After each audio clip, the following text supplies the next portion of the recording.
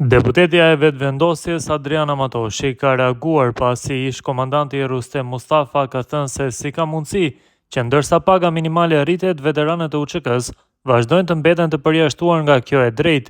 Në postimin e saj, Matoshi citon një koment që i kujton se përjashtimi ka ndodhur gjatë qeverisjes së PDK-s dhe LDK-s, pra në vitet 2014-2017, ku sipas saj neni 18 i ligjit që lidhte pensionin e veteranit me pagën minimale ishte fshirë.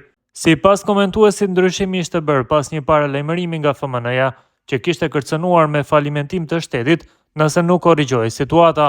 Matoshi ka theksuar se situata e tillë nuk mund të përsëritet dhe shprehet e sigurt se me kryeministrin aktual Albin Kurti, veteranët nuk do të përjashtohen nga përfitimet. Lehtë është me ju çmontu, por me Albinin s'ka shanca me ndodh, shkruan ajo. E pash një status të një komandanti që isha në kup se janë përjashtu veteranët nga paga minimale, thira veta se tu e ditë që tash vlon propaganda, e ju përgjigja, e dashur Adriana, përjashtimi i veteranëve nga paga minimale ka ndodhur kur PDK-ja ka qeverisur bashkë me LDK-n në 2014-2017, pra këta vete kishin fshi nenin 18 të ligjit që e lidh pensionin e veteranit me pagën minimale. E pse e kanë boj veta? Thanë se kur e ka pa FMN-ja që ja ka nis me mush me mira veteran fals, i ka thirr FMN-ja, ju ka thënë fshine ose falimentoni shtetin.